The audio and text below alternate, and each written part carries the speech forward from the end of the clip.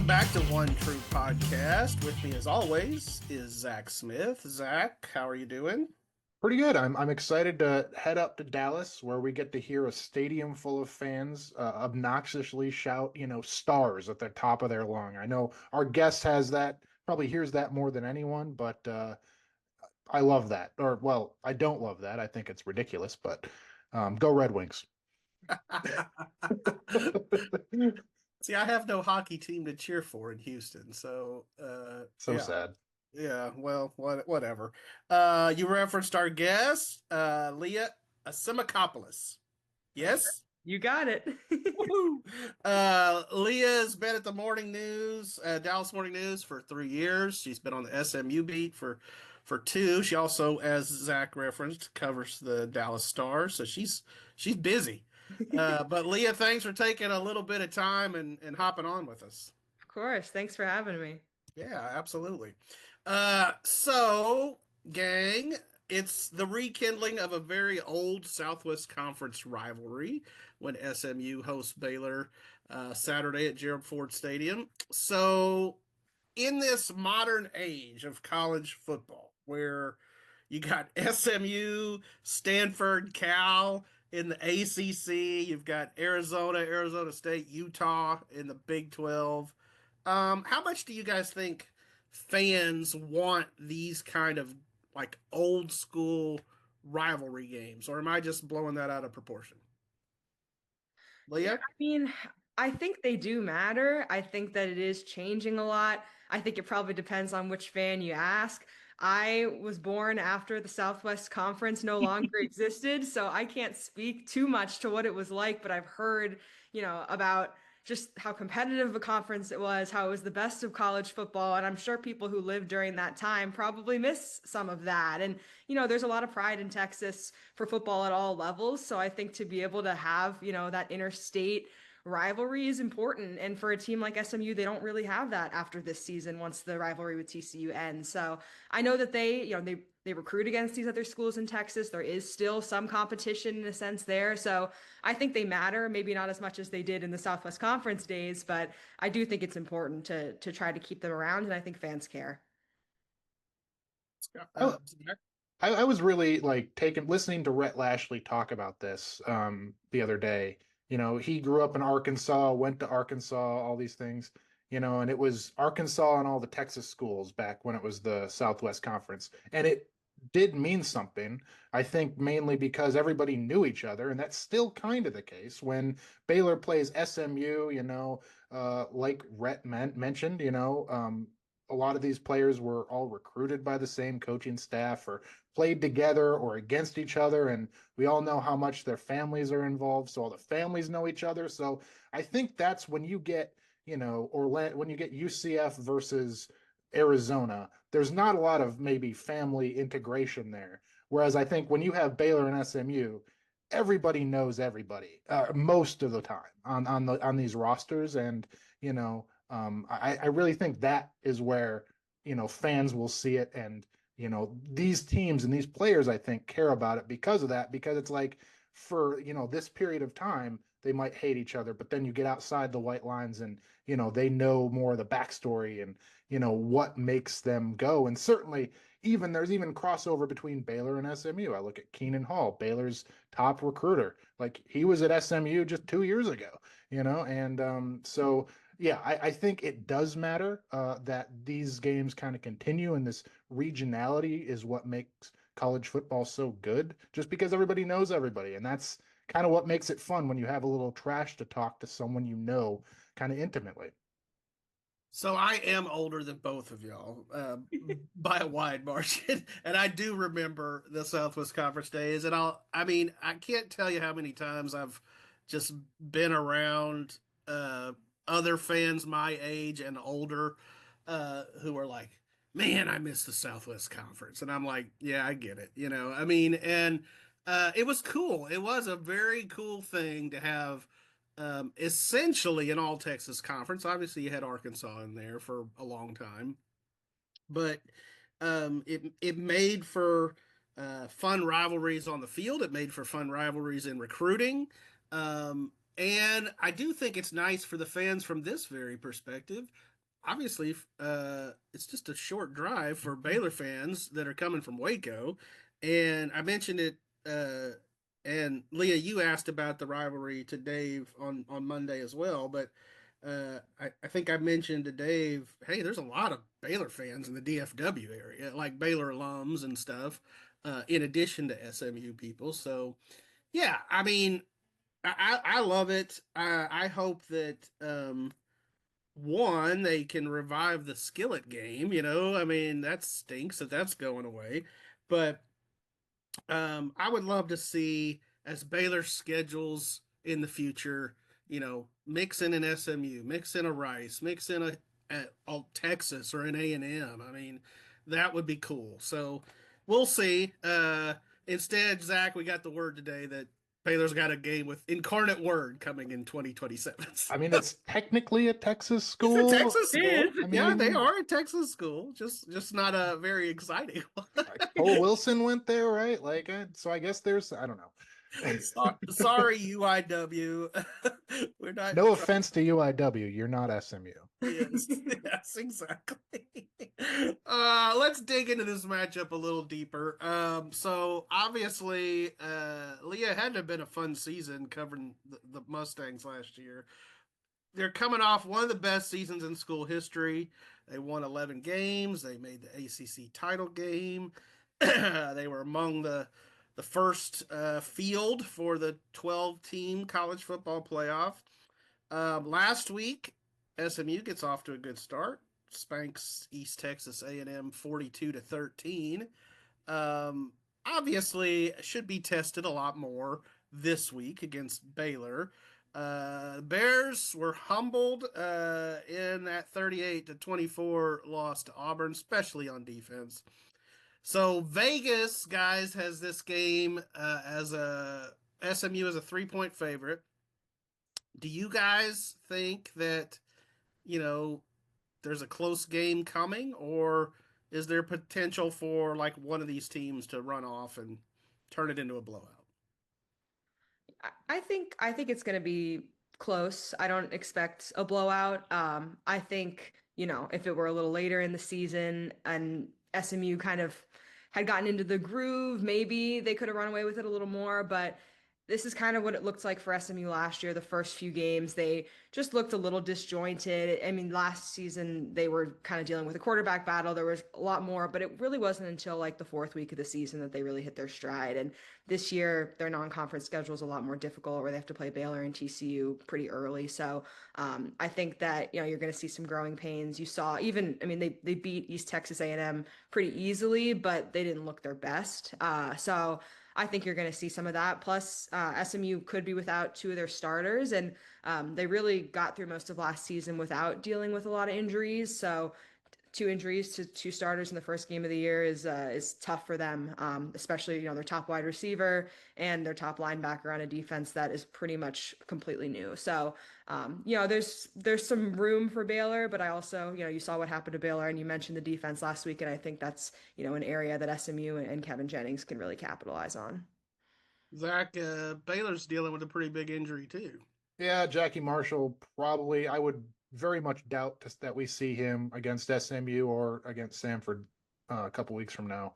But yeah, he's day to day with an ankle injury, and that defensive line is very thin. So I think that's certainly a spot where Kevin Jennings, well, Dave and Lashley were both very clear that Kevin Jennings is not Jackson Arnold and wants to run to throw instead of run to, scramble. I still think Kevin Jennings can hurt Baylor, especially with his running ability. Well, But I mean, after watching the game film, I think his eyes will be lighting up. right. I mean, if he sees a spot, I mean, I think he can just kind of like run for it. But at the same time, like Leah kind of mentioned the SMU defense being rebuilt, maybe without one of their starting linebackers. I think this can be a blowout, and I think Baylor's offense is probably one of the best in the country. And I think they have the confidence that they are one of the best in the country. And I really think that against a team like SMU that has all these that went to the college football playoff, is ranked in the top 25, Baylor's kind of humbled, like you said, after that Auburn game. I think this is a spot where Baylor's offense can really kind of explode.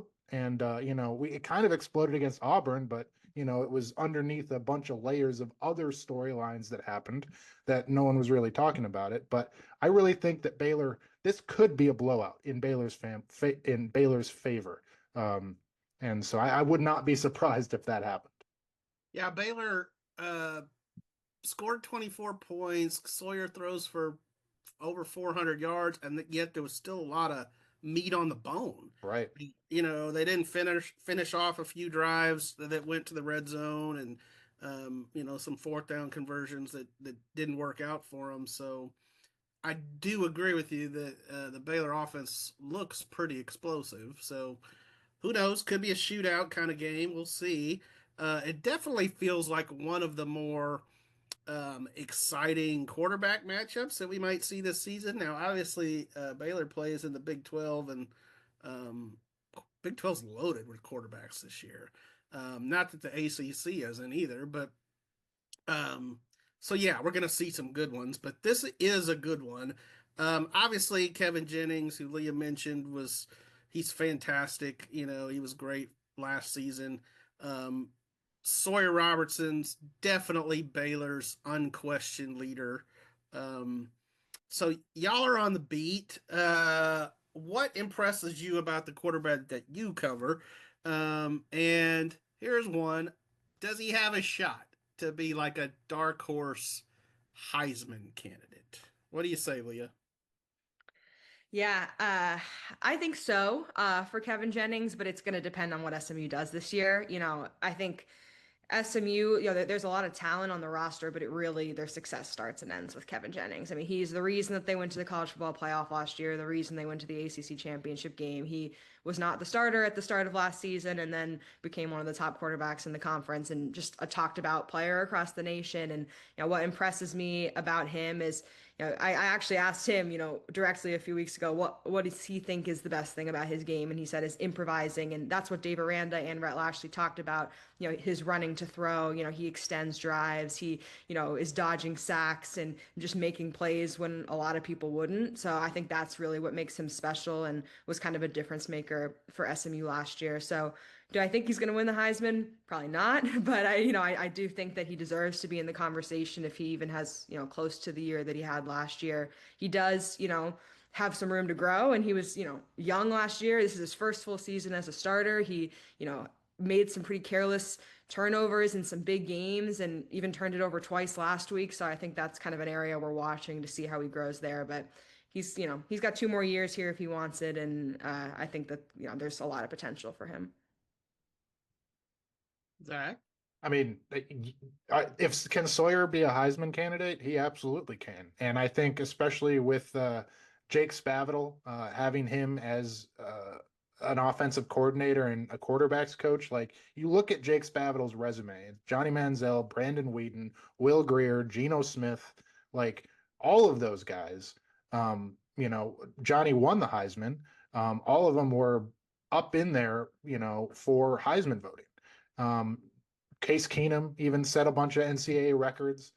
And so I think with Jake Spavital calling the plays and kind of being his guiding light, Sawyer absolutely should and could be a Heisman candidate. And especially if you look at some of the teams that they're going to play, like they're going to be on the national stage this week and against Arizona State and against Utah and all these teams are going to get some pub. And if Sawyer keeps putting up numbers like he did against Auburn and Baylor is winning, like, yeah, it's a very easy case to make for Sawyer Robertson to be a Heisman finalist or at least get some votes. And, all the potential is out there. And I know he expects that from himself, even if he will not say that because he's kind of the humble, quiet guy. But like, it's in there. He wants it. He knows what he can accomplish, and he wants to go get it.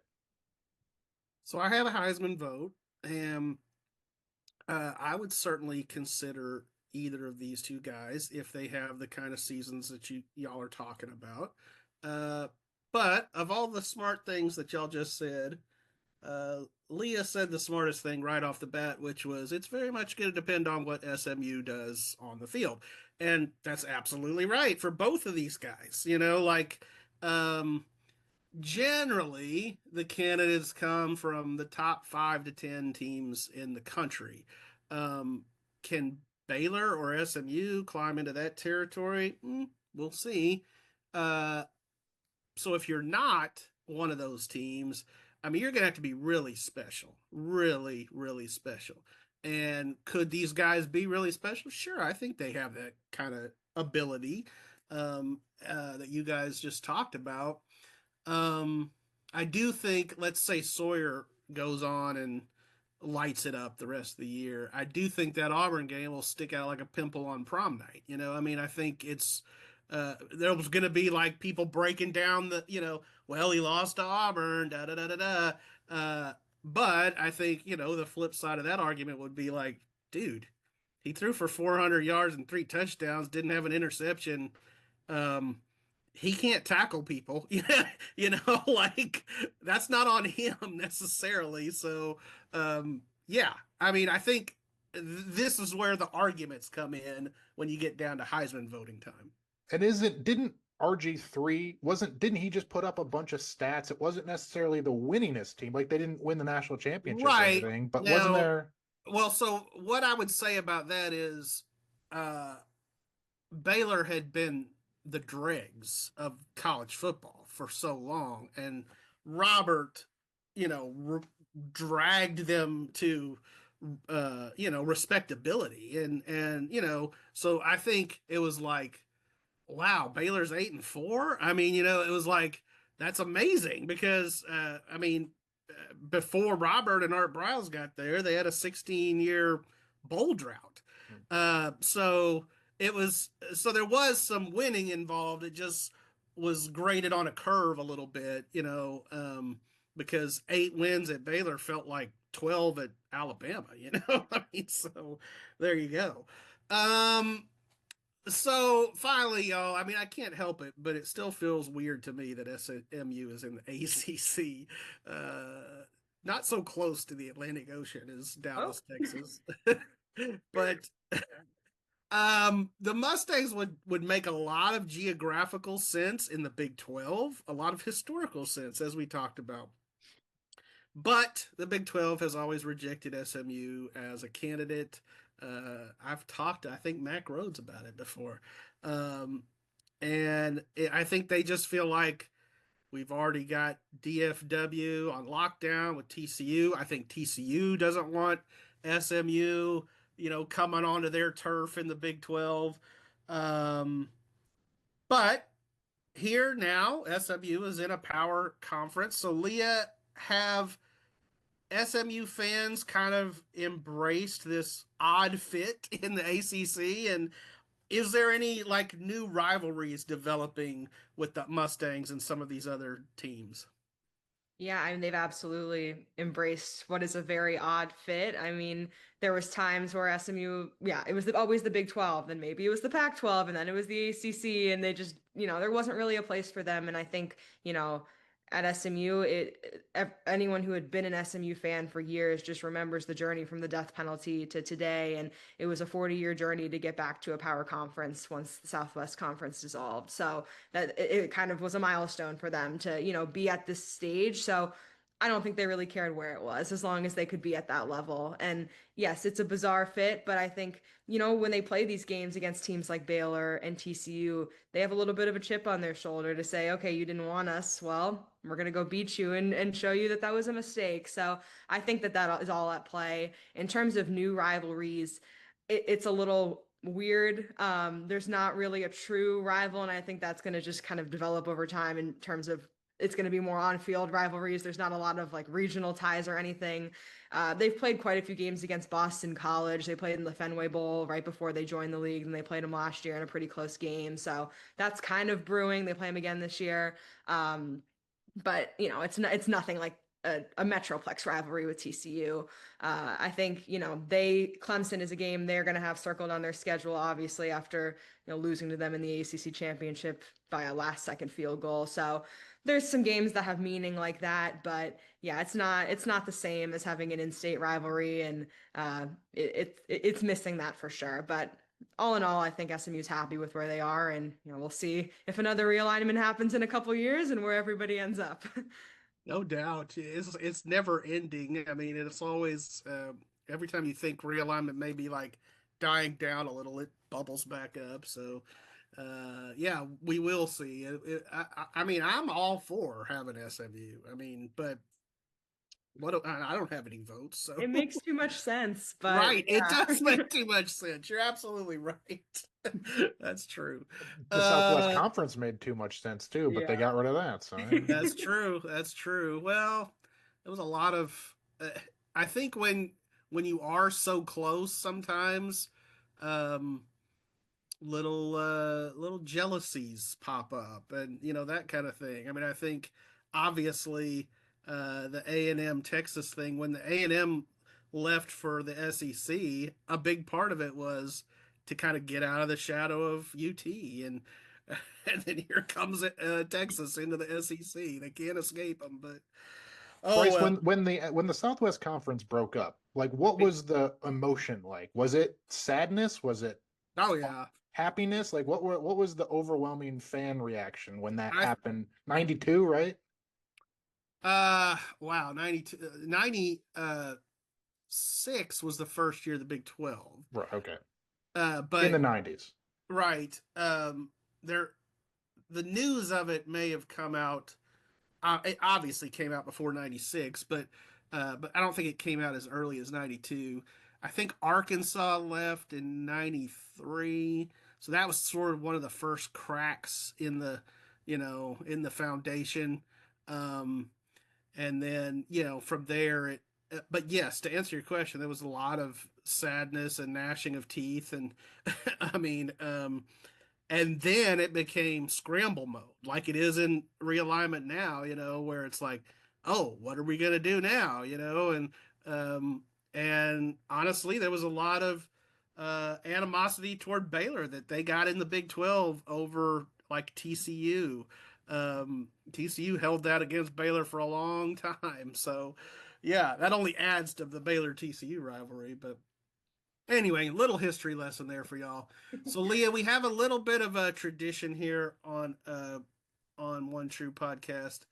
We're sports writers helping sports writers, and so we like to do food recommendations. Oh. We're coming to your city this week, and even though I've been to DFW 8 jillion times over the years, I'm always up for some good. Like, is there something in the vicinity of Gerald Ford Stadium that's like, chef's kiss? You can't miss it, or Well, it's a morning game, so I'll give you a breakfast recommendation. okay, like it. Jug's Bagels is started by SMU students, I believe. It's literally right next to the stadium, and you got to order about an hour before if you want a bagel or a bagel sandwich. But it's open early morning and late at night. That's it, not in the middle of the day. So yeah, get some coffee and a bagel before the game. I will probably be there. Nice. That's a pro tip right there. That's you know what you're doing. It's like Yes. Thank you. Good stuff. Good stuff. Well, Leah, we'll see you up there on Saturday. Should be a fun one. 11 a.m. as she said. Nice, bright and early. We'll be leaving Waco, but yeah, should be a fun game. Looking forward to it. Thanks for hopping on. Of course. See you there and have a safe drive up.